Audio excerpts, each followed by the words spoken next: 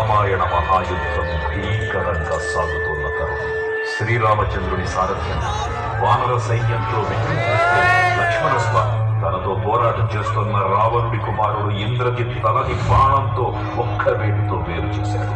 ఇంద్రజిత్ మరణమాట విన్న రావణుడు ఆవేశంతో ఊగిపోయాడు. ప్రతీకారం కోసం పాతాళ లోకాధిపతి తన సోదరుడు అయినటువంటి మహిరావణుడి సహకారం కోరాడు.